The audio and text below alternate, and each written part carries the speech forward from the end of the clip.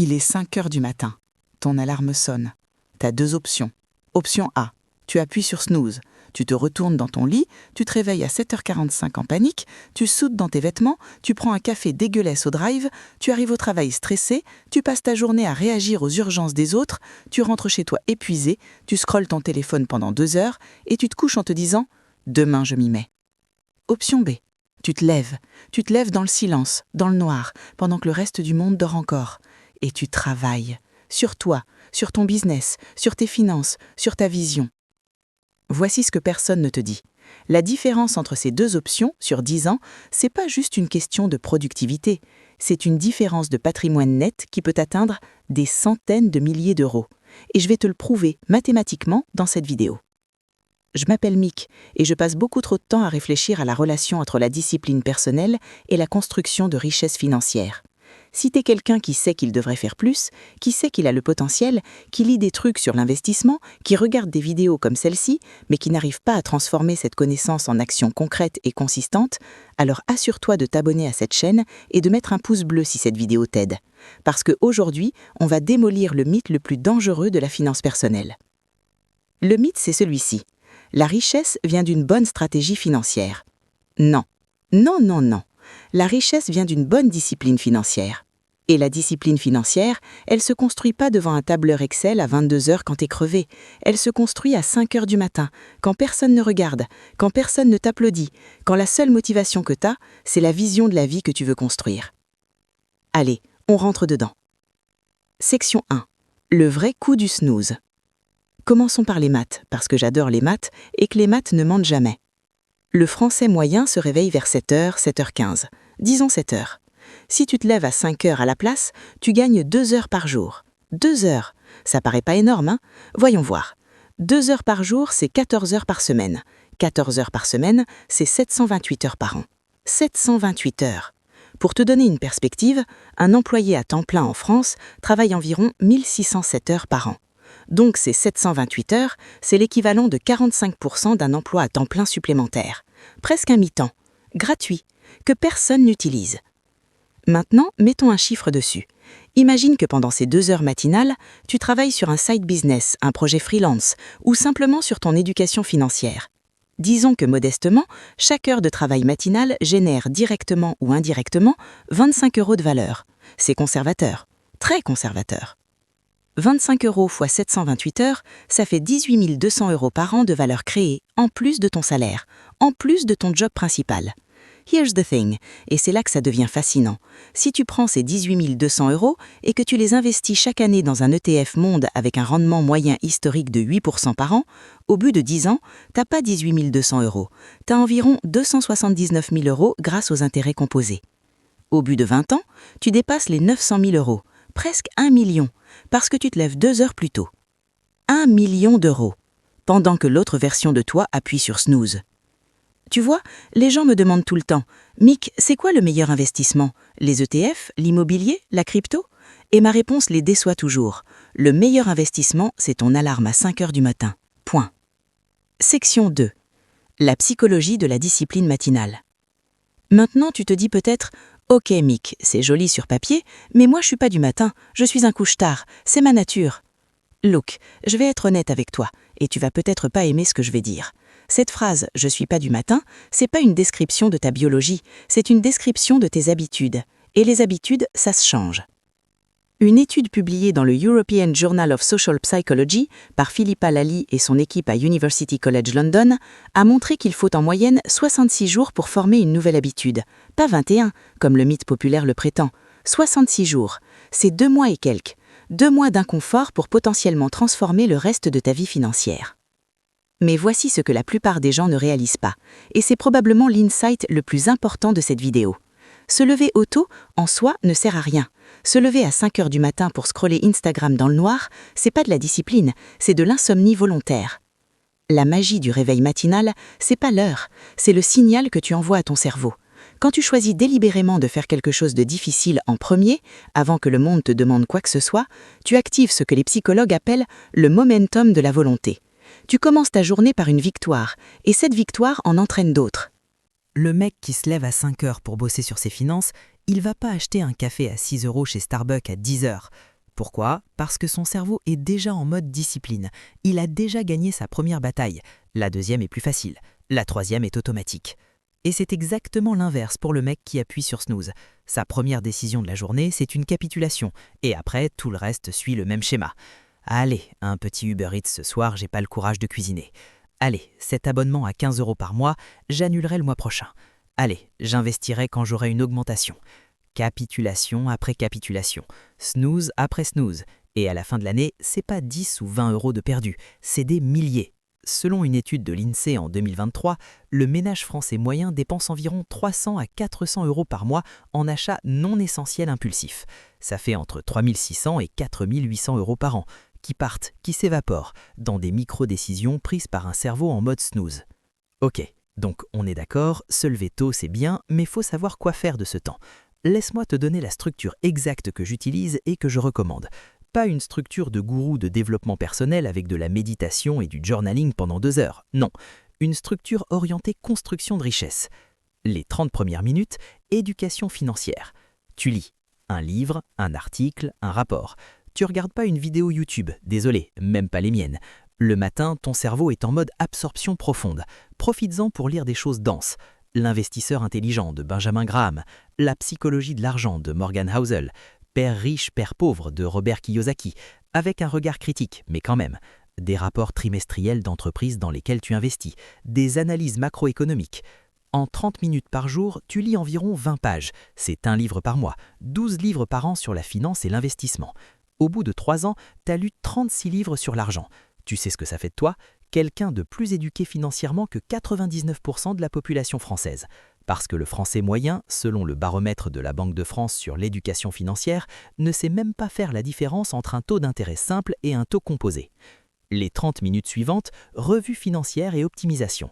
Tu ouvres tes comptes, tu regardes ton budget, tu analyses tes dépenses de la veille, tu vérifies tes investissements, pas pour les modifier tous les jours, mais pour comprendre ce qui se passe. Tu cherches des postes d'économie, tu compares tes assurances, tu analyses si ton forfait téléphone est vraiment le meilleur disponible, tu regardes s'il n'y a pas un meilleur taux pour ton épargne. Et voici ce que la plupart des gens ne réalisent pas. Les petites optimisations matinales s'accumulent de manière terrifiante. Juste quelques exemples. Renégocier ton assurance auto, économie moyenne de 200 € par an. Changer de forfait téléphone, 15 € par mois, c'est 180 € par an. Annuler 3 abonnements que tu n'utilises plus, facilement 30 € par mois, 360 € par an. Optimiser ton contrat d'énergie, entre 100 et 300 € par an selon ta situation. En une semaine de revue matinale, tu peux identifier et exécuter des optimisations qui te font économiser 1000, 1500, parfois 2000 € par an, chaque année, pour toujours. La dernière heure, travaille sur un projet de revenus supplémentaires. Freelance, side business, contenu en ligne, formation, consulting, e-commerce, peu importe. Le truc que tu repousses depuis des mois parce que t'as pas le temps. Eh bien maintenant, t'as le temps. 1 heure par jour, chaque matin, dans le silence. Et c'est ici que ça devient vraiment intéressant. Cette heure de travail matinal a un avantage que personne ne mentionne jamais. Elle est protégée. Personne ne t'envoie de mail à 5h30, personne ne t'appelle, ton boss te dérange pas, tes enfants dorment, il n'y a pas de notification. C'est l'heure la plus productive de ta journée et la plupart des gens la passent inconsciente, littéralement. Section 4. L'effet composé de la discipline. On a parlé des intérêts composés en finance, mais laisse-moi te parler d'un concept encore plus puissant, les intérêts composés de la discipline. Imagine 2 personnes, Mohamed et Julien. Même âge, 28 ans, même salaire, 2400 € net par mois, même ville, même situation familiale. Mohamed se lève à 5 heures. Chaque matin, il fait exactement ce que je viens de décrire. En 6 mois, il a lu 6 livres sur l'investissement. Il comprend les ETF, l'assurance vie, le PEA. Il a optimisé ses dépenses et économise 350 € de plus par mois qu'avant. Et son side business de freelance en design, qu'il fait le matin entre 6h et 7h, lui rapporte en moyenne 800 € par mois. Julien se lève à 7h15. Il est pas bête, hein, il est même intelligent, mais il n'a pas le temps. Son argent reste sur un livret A à 3%. Il dépense sans vraiment suivre. Il parle d'investir un jour. Au bout d'un an, Mohamed a investi 13 800 €. 350 € d'économie, plus 800 € de side business x 12. Julien a investi 0 €. Au bout de 5 ans, avec un rendement moyen de 8% par an, Mohamed a un portefeuille d'environ 85 000 €. Julien a peut-être 5 000 € sur son livret A. Peut-être. Au bout de 15 ans, Mohamed dépasse les 420 000 € investis et composés. Julien se demande encore comment les riches font. Et voici le plot twist. Mohamed n'a jamais eu d'augmentation magique. Il n'a jamais hérité. Il n'a jamais gagné au loto. Il n'a jamais eu un talent exceptionnel. La seule différence entre Mohamed et Julien, c'est une alarme à 5 heures du matin et la discipline de s'y tenir. Now, you might be thinking, mais Mick, c'est un exemple théorique. Dans la vraie vie, c'est pas aussi simple. Et t'as raison. Dans la vraie vie, c'est pas simple. Il y a des matins où t'as pas dormi. Il y a des matins où il fait -3 dehors et ton lit est le seul endroit au monde où t'as envie d'être. Il y a des matins où ta motivation est à 0. Et c'est précisément pour ça que ça marche. Parce que la richesse ne se construit pas dans les jours faciles. Elle se construit dans les jours difficiles. Chaque matin où tu te lèves alors que tout en toi te dit de rester couché, tu construis quelque chose de bien plus précieux que de l'argent. Tu construis une identité. L'identité de quelqu'un qui fait ce qu'il faut, même quand c'est dur. Et c'est cette identité, pas la stratégie, pas le marché, pas la chance, c'est cette identité qui produit la richesse à long terme. Section 5. Les objections honnêtes. Soyons honnêtes 2 minutes. Je vais adresser les vraies objections, pas les excuses.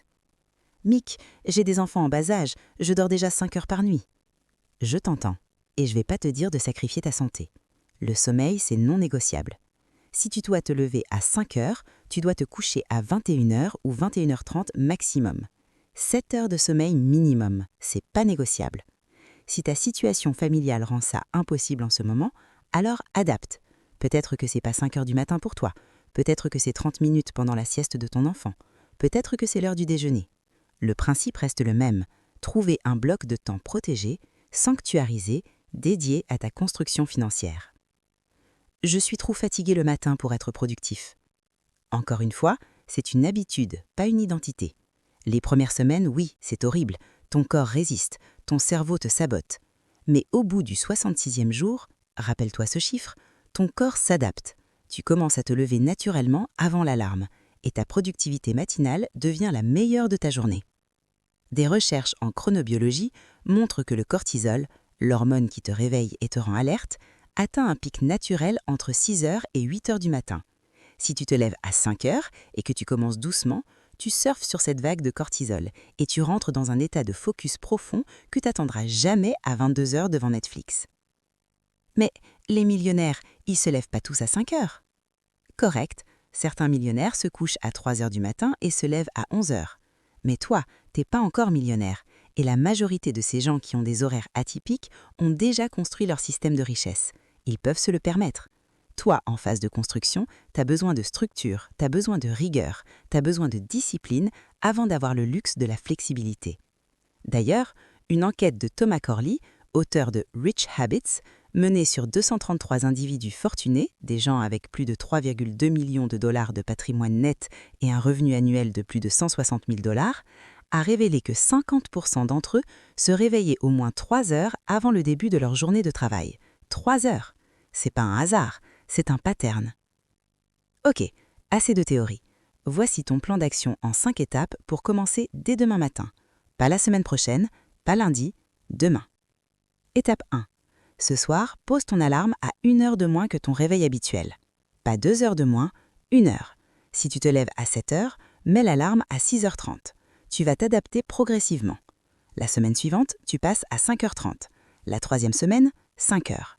Brutaliser ton rythme de sommeil du jour au lendemain, c'est la meilleure façon d'abandonner au bout de 3 jours.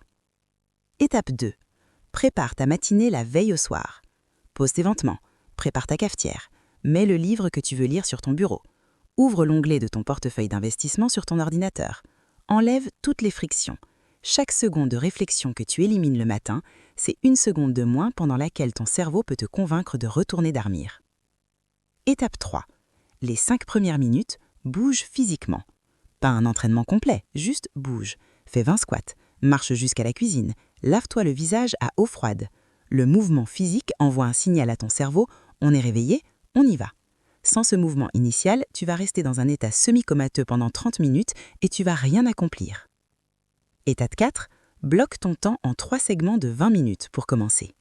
20 minutes de lecture financière, 20 minutes de revue de tes comptes et optimisation, 20 minutes de travail sur un projet de revenu. C'est tout. 1 heure. C'est gérable, c'est pas intimidant. Et au bout de quelques semaines, quand tu verras les résultats, tu voudras naturellement étendre ces blocs. Étape 5, traque tes résultats. Chaque semaine, note combien tu as économisé grâce à tes optimisations, combien tu as investi, combien ton side business a généré, ce qui s'est passé sur tes investissements. Voir les chiffres progresser, même lentement, c'est le carburant le plus puissant pour maintenir la discipline. Quand tu vois que tes 350 € investis le mois dernier ont déjà généré 2,30 € d'intérêt, c'est presque rien, mais c'est le début de la machine. Et cette machine, une fois lancée, elle ne s'arrête pas. Section 7. La vérité que personne ne veut entendre. Je vais terminer avec quelque chose d'un peu dur, mais que j'aurais aimé qu'on me dise plus tôt. La plupart des gens qui regardent cette vidéo ne se lèveront pas à 5 heures demain. Statistiquement, sur 100 personnes qui regardent cette vidéo, peut-être 10 vont essayer. Sur ces 10, peut-être 3 vont tenir plus d'une semaine. Et sur ces 3, peut-être 1 va en faire une habitude permanente. Et cette personne-là, c'est elle qui sera millionnaire dans 15 ou 20 ans. C'est pas de la magie, c'est pas du talent, c'est pas de la chance, c'est de la discipline appliquée consistamment sur une longue période de temps. C'est ça, la formule. Il n'y en a pas d'autre. Le marché boursier fait en moyenne 8 à 10% par an. L'immobilier locatif peut te rapporter du 5 à 8%. Les ETF, les actions, la crypto, l'or, les véhicules d'investissement, il y en a plein. Mais aucun véhicule ne roule sans conducteur. Et le conducteur, c'est ta discipline. Tu peux avoir la meilleure stratégie du monde. Si tu te lèves pas pour l'exécuter, elle vaut 0. L'argent ne va pas vers les gens intelligents. L'argent va vers les gens disciplinés. Il va vers les gens qui font le travail que les autres refusent de faire à l'heure que les autres refusent de se lever avec une régularité que les autres trouvent ennuyeuse. Parce que c'est ennuyeux. Se lever à 5 heures, c'est pas glamour. Lire un bilan financier dans le noir pendant que le monde dort, c'est pas excitant. Mettre 350 € par mois dans un ETF au lieu de s'acheter le dernier iPhone, c'est pas sexy. Mais tu sais ce qui est sexy? La liberté financière à 45 ans pendant que tes collègues comptent les années avant la retraite. Ça, c'est sexy. Alors voilà ce que je te demande. Juste une chose. Pas un engagement à vie, pas un serment solennel, juste un essai. Demain matin, lève-toi 1 heure plus tôt, 1 seule heure, et pendant cette heure, fais une seule chose financièrement productive. Lis un chapitre, ouvre un PEA, calcule ton taux d'épargne, regarde combien tu dépenses en abonnement. Une seule chose. Et si ça t'aide, si tu sens un déclic, même petit, alors reviens dans les commentaires et dis-moi ce que tu as fait. Dis-moi à quelle heure tu t'es levé et ce que tu as accompli. Parce que cette communauté, elle est là pour ça. On est là pour se tirer vers le haut. Si cette vidéo t'a apporté de la valeur, mets un pouce bleu. Ça aide énormément l'algorithme et ça permet à d'autres personnes comme toi de découvrir ce contenu. Abonne-toi si ce n'est pas encore fait et partage cette vidéo à quelqu'un que t'aimes et qui a besoin d'entendre ce message. La richesse ne se construit pas dans les grandes décisions spectaculaires. Elle se construit dans les petites décisions silencieuses, à 5 heures du matin, quand personne ne regarde. On se retrouve dans la prochaine vidéo.